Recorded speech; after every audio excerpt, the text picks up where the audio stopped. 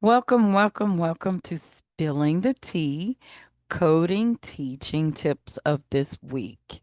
The weekly topic is mission accomplished because I cannot believe we have the mission accomplished with our coding. And so now working with reviewing, refining, and just doing a little bit of rehearsing to get to the STEAM fair.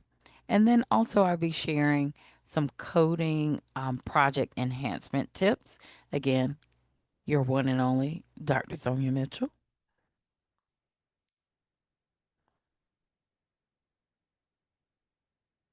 So, our learning goals, I want us to be able to reflect and improve, really help the students evaluate and enhance their H2O tracker projects.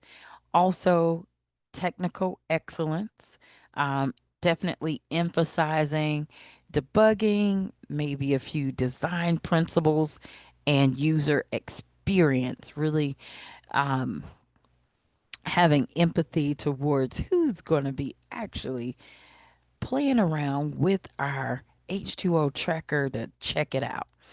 And then add depth, incorporating meaningful interactions and just that creative sauce with it. Coding with confidence, again, teaching our girls to go beyond the requirements, really allowing them to explore the extension, code enhancements, and then a few strategies that will help to inspire, again, our young coders to continue to build their water saving applications with real world impact. Essentially, we want to encourage each girl to do the final polishing. We want to make sure there's a readability check. Is your tracker easy to use and navigate? Clear instructions. The logic is really organized and it's consistent formatting. We want to make sure if anyone was going behind them to um, remix maybe the code, that they can definitely be able to review it and there's no grammar issues. And also putting that personal touch. Does your project reflect unique style? Your message quality, making sure the interactions are positive, helpful, and encouraging the feedback and clear expectations and just very supportive language. Now, I do want to make sure that we are starting out with the tips. So, this is tip number one, review code together. So, this is where you want to reiterate them sharing their screens, maybe even continuing to demonstrate a complete, well thought out HTO tracker right there, right in action, point out key functions, programming design choices that were made, and facilitate that discussion. Ask what works well in the code and even identify any confusing sections. Maybe they didn't quite understand what it meant, the why. Make sure we're answering that why for them. And then obviously, oh, yes, celebrate the learning, create space for them to share their discoveries, their highlights. You really want them to go through a real code review process. Um, this is review time, review time. We really want to make sure that they know. Excellent work starts with reviewing. Well, not start, but definitely influence. Definitely influence there. Let's see. Tip number two, refine and clarify creativity. So if they need to go in and rename some of those variables, enhance some of the output messages, make sure again right here with the grammar, the tone, um, and then adding visuals. This is where they can incorporate the emojis like the raindrop or tear to signify water, the shower to represent the water usage. And you want to use playful kind of language that connects with the teens, preteens, and teen audience. So, this tip number three is adding color using the hexadecimal color codes. There is a video that's provided that you can go through. There's also a color picker, which is very helpful to get those shades that you would like. Again, this is bonus. I will be showing a snippet of pick code um, after the last two that I'm going to show, but you have to make sure that you have the string color from string color import, and you will print CS, and you want to make sure you have your parentheses, and then you would actually put that color string at the end with an hashtag, which signifies the hexadecimal, as you see the color wheel here. CS actually stands for color string.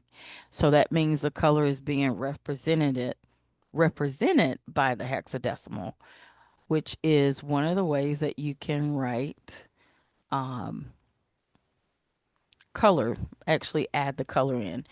There's two other ways too. You can actually type in the color and then also use RGB, and that's another advance. So if a student wants to learn about that, this will be that time to do that enhancement of programming skills. All right, and tip number three is adding a water saving point system. So there's different levels, and I added a little bit of snippet code, but I'm also show you um, in pick code how it actually um, is sequenced. So again, with the hashtag water saving point system, this definitely will gamify it. Adding this point system. This was one of the ideas that I've tried to come up with, and they may be interested in it. So definitely allow them to explore this bonus code of enhancing their H2O um, water tracker. So again, you're using the conditionals. Um, Also, when it prints, I've added a little color. So using the F string, and it puts the points within the brackets that is signifying using that F string. Um, and again, you want to call them water saving heroes. And definitely step three, you can include fun facts and quiz questions. So you can add water facts, you can reinforce the learning connection with quiz content, create quiz elements, and just provide feedback to create encouraging responses. Um, for both correct and incorrect answers. So let's take a look here on pick code, which I must say I had so much fun doing this. And I'm actually going to go through. So you should see around lines 102 where it says optional. If they finish the step early, you really want to encourage them to enhance their project. And this is a bonus step where they can use this link here to follow to find some water saving responses or tips that they can add. And essentially, um, how it is set up is when you see it, it has the hashtag, which is blocking out the code from running. So you want to make sure that you delete the actual hashtag so that this could actually be there. So I am going to run my code. Let me make this a little bit. All right, so the first thing it asks me how many showers. I'm just gonna go there. On average, how many cups or bottle of water? I'm gonna say 16. How many times do you flush the toilet? Say 8 again. I get this great job. You're using less water than most people. Now it gives me this question, and which is here. If you look, I'm gonna make sure I.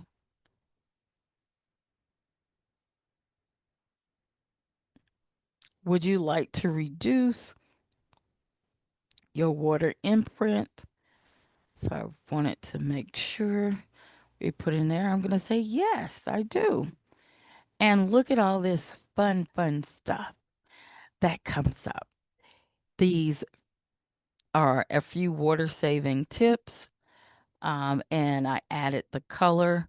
So if you look here where this code is, I was trying to get that. If you reduce, and you can see it here in pick code. And again, adding those emojis, you see it there. All right, I'm going to clear everything out. And again, it shares it here, gives you that fun fact. And a leaky faucet can waste over 3,000 gallons a year.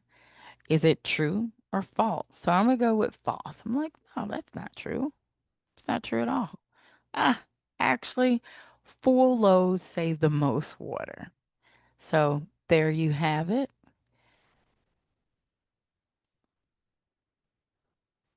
There you have it. So that is one there. So again, keep spilling the tea. We want to build these confident coders, problem solvers, creators. You're not just teaching Python, you are empowering girls to become technology creators. So, see you next time, amazing coding teachers. I hope this was very helpful and do have a wonderful day.